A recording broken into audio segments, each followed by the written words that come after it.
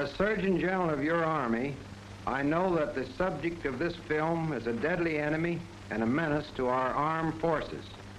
For too long, we have allowed a social taboo to prevent effective discussion and action. Now, it is high time we met the enemy with all the force and knowledge at our command. I am sure that Dr. Parent agrees with me.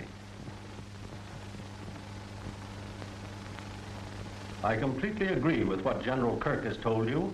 The lifeblood of a democracy is your ability to understand and act upon a problem once the facts are presented to you. The purpose of this motion picture is to give you the facts, and then you, as individuals and citizens of a democracy, must take action.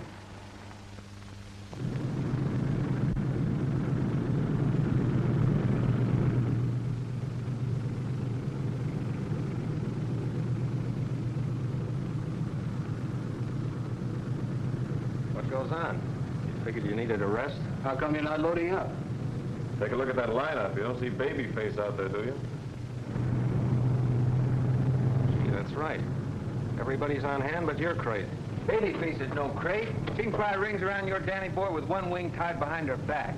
She's got a figure like Betty Grable and guns like... Big talk, brother. If she's such a killer, why isn't she making the big hop? Well, Babyface would be leading the pack. She's in top shape. We worked on her all night. Oh, we gave her a manicure and a permanent. Gee, she looked beautiful. And then this morning, the pilot was yanked on us. Are you kidding? Captain Hubbard? He has more hours than anybody in the squad. Oh, sure, he's terrific, but he got sick or something. Say, he picked up some germ. And you know how a bomber crew works. They work together like a football team. It'll take them weeks to train another pilot to us. What a break.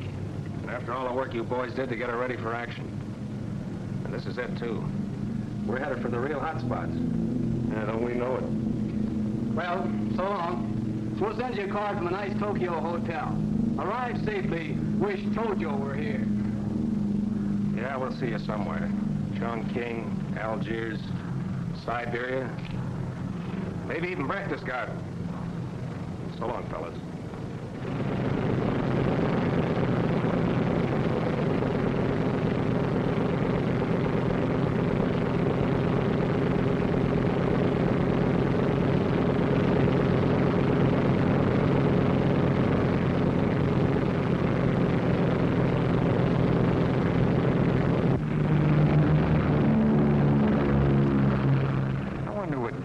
Knock out a flying fortress. Best fighter planes in the world couldn't do it.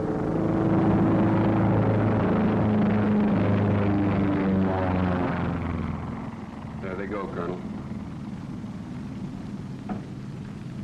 Babyface could have been up there with them. I kept her out, crew and all. Bad luck. We'll have to work fast and get you back into action. Action? I know I'm through flying for good. I know I'm headed either for an asylum or a seeing-eye dog. I wouldn't have minded so much getting the works from a Messerschmitt or a Zero if I had a couple of good pokes at him first. But this way... Captain, I wouldn't try to tell you how to handle Babyface. Why tell me how to run my business? What do you mean, sir? I mean you don't know a thing about syphilis. Except that you've got it. Here, take a look at the enemy before we start dropping bombs on you. Focus here. Those little wriggling things, they're the syphilis germs, the spirochetes. They've gotten into your body tissues, but we're going to kill them before they do any harm. Before they do any harm? That's what I said. Medical science has developed a specific cure for syphilis. Anytime we can find them early, we can cure it. And the earlier we find it, the quicker we cure it. And we'll coach your case right at the start. But I've always heard... From who? The kid next door, the patent medicine salesman? Surely not from anyone who knew what he was talking about. Colonel, give me the works. I've got to get back to that big plane. When do we start treatment? You're starting now.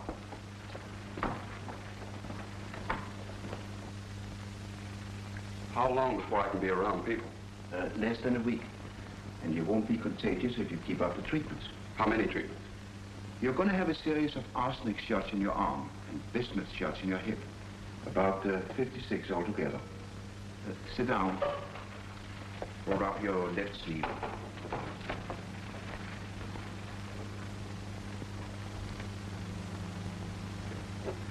Make a fist.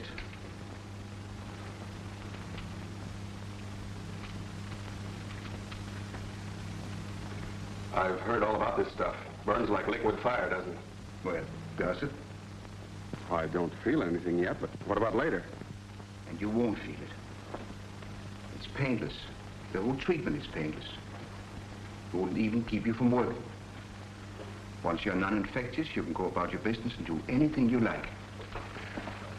Look, Colonel, when a pilot's grounded, it's like losing his license to breathe. But, well, you've renewed my license, and I want to thank you. It's all right, Captain. Be sure to keep up the treatments. Don't miss a single one. Just because the symptoms disappear, don't think the disease is gone. Working together will clear every spirochete out of your body. Colonel, you're in command, and orders are orders. Right. Just one more thing, Captain. Yes, sir? Name the first zero after me. You're on the beam, sir. Do you want the facts? Well, the first question is the extent of syphilis in America.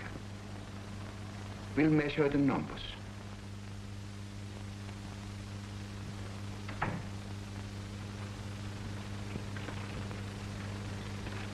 Allow me to introduce several members of the local draft board who induct hundreds of young American boys every week. May I introduce Mr. Thompson? How do you do? Mr. Griffith? Good morning. And Mr. Harrison. How do you do? Tell them what you've learned, Mr. Harrison. A couple of years ago, I would have been embarrassed if anyone had mentioned syphilis in my presence. Now I realize that I was just shutting my eyes to a very serious condition. Henry, you've got our figures.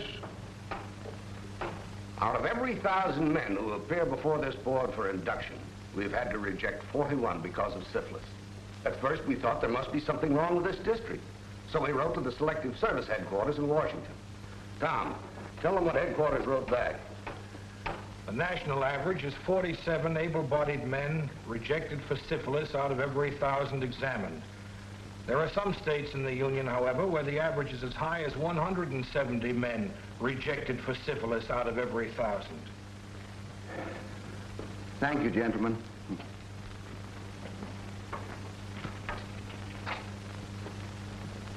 Staggering, isn't it? Now, let's visit an Army hospital. Let us check up on the Army itself. Remember, we are still measuring syphilis by numbers. Come along. How do you do? Yes, we're losing a lot of men to venereal disease, Colonel. Thank you. You can see for yourself.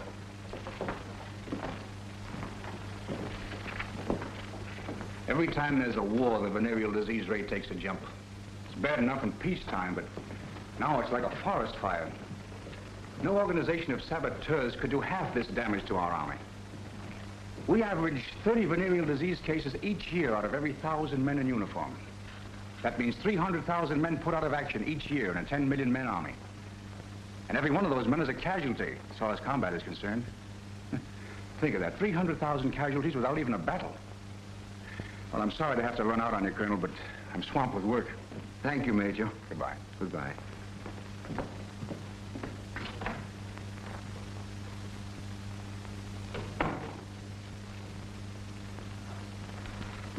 Remember, the men of our Army come from every walk of life.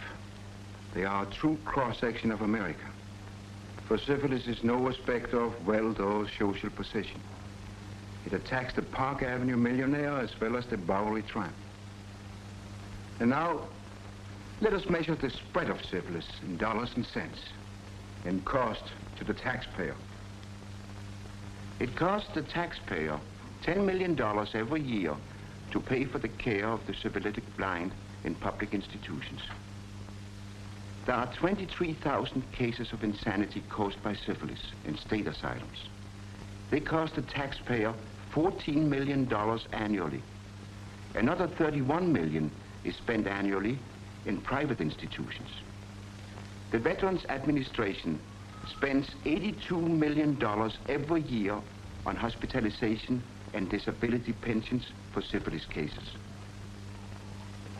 Amazing, isn't it? Now let us measure the spread of syphilis in heartbreak.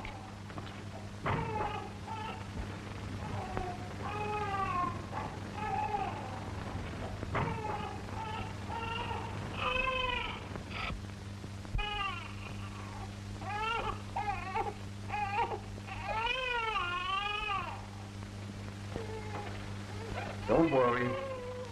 These children are normal, healthy babies. They have a good, happy life ahead of them. They're the lucky ones. You wouldn't want to see the other side of the picture. Good morning, Doctor. Good morning, Colonel. Would you tell our friends how this problem involves mothers and babies? Certainly. Last year, about 96,000 children were born in this country to mothers with syphilis. 34,000 of the babies were born with congenital syphilis.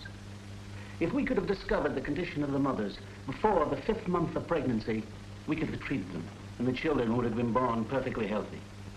I guess the mothers were ashamed to admit the disease, or they didn't understand it, or maybe they were just afraid, or they didn't know they had it. Excuse me, Colonel.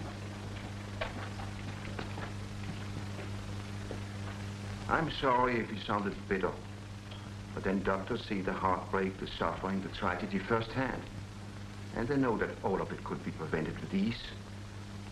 We could put syphilis in a class for typhoid fever, diphtheria, and smallpox. I'm getting all worked up, too. I only meant to present the facts. And we now know fact number 1. Syphilis has spread all over America to a staggering extent. Let's go back to my office. Well, now that we know the extent of syphilis in America, let us consider what can be done about it. Is it a necessary evil? Is it something science is unable to fight, or is it simply too powerful for the human race to cope with?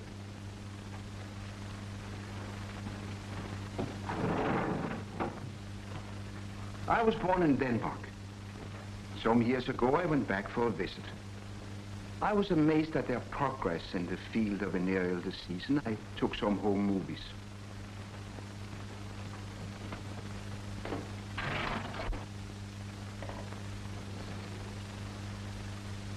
Well, you can see for yourself how Denmark attacks the problem. There is one of the big community clinics in Copenhagen, Denmark. There's a young couple entering the clinic together for blood tests before getting married. There's no shame attached, no questions of secrecy. When Danes or Swedes or Norwegians hear that syphilis is a naughty word in America, they laugh. They wonder what's wrong with us, because in their countries, syphilis is looked upon the same as any other sickness or disease. This is the inside of a Copenhagen clinic. People get regular blood tests, and so the health departments can keep a close check on any spreading of the disease. Thus, the disease is caught and treated immediately. And the chain of infections, so disastrous to us, is broken at the source. That isn't censorship or shame cutting that patient's head off as he gets a shot of arsenic. It's just my bad movie shooting. For in Copenhagen, it's no crime to have syphilis. It's only a crime not to take treatment for syphilis. For then you endanger everyone with whom you come in contact. They don't sneak down back alleys. They don't hide the disease. They don't whisper about it back of their hands. No, they face the problem openly and honestly. Well, the question is, does their system work any better? Does bringing the discussion of syphilis into the open accomplish anything?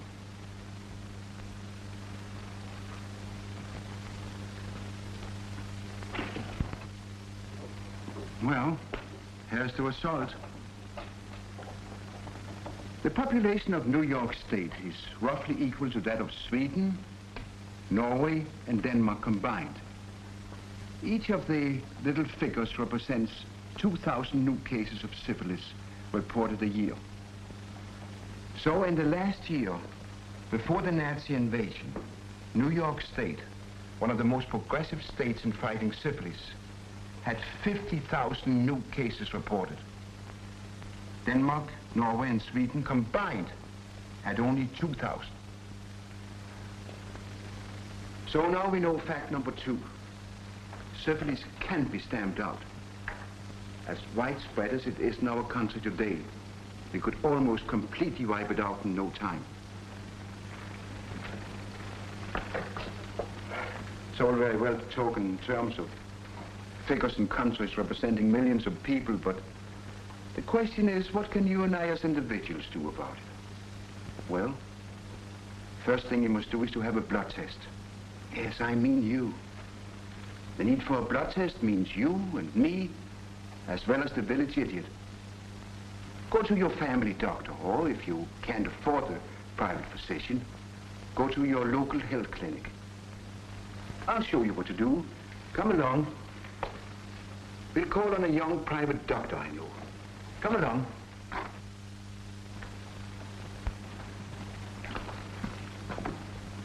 Here we are. Won't you come in?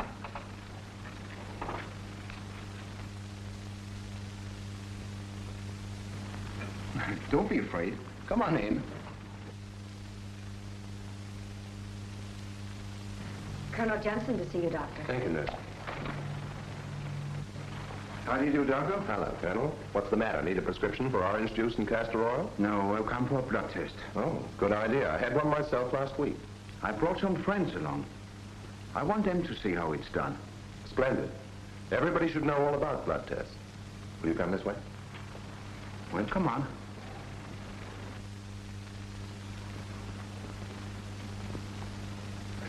There's no more pain than a slight pinprick. The doctor draws off only about a spoonful of blood.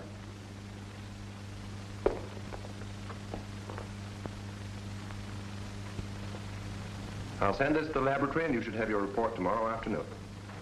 This is what most people call a Wassermann test. Will you explain that, Doctor? Yes. Actually, our new test is an improvement over the Wassermann. We now have about 5 or 6 new and better blood tests, absolutely accurate. But the public calls them all the Wassermann test. The main thing is that they tell if any spirochetes are in the body. That's right. A blood test is the best and most accurate check on spirochetes. Nurse? Well, you see, that's all there is to it. And yet, think of the millions of dollars, the thousands of tragedies, the millions of wrecked lives, which could be saved with so little effort. Thank you. Goodbye, Doctor. Fact number 3. The way to stamp out syphilis is for everyone to take blood tests. And wherever syphilis is located, have it treated and cured. It sounds like ABC, doesn't it? Well, it's that easy, and it's up to you.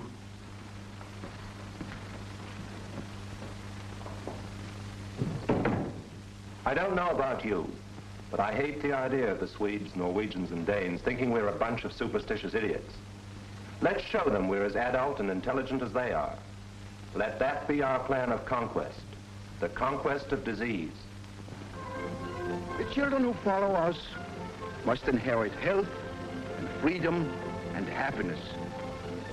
The scourge of disease must be wiped from the land, and then there will be a new day ahead. A day without insidious, lurking, evil sicknesses. A day without a useless, hypocritical attitude, which refuses to name a germ, yet permits the horrible devastation caused by it. Syphilis. Say it. Syphilis. Learn about it. Have a blood test to make sure you haven't got it. And working together, we will stamp it out. Here we have told only part of the story of venereal disease control. Untold is the fine work our churches, schools, and social agencies are doing to prevent the promiscuity which spreads infection. It is important to remember that the only sure way for the individual to avoid infection is to avoid exposure. Learn the facts. With knowledge and intelligent action, the people of America can eradicate the venereal diseases.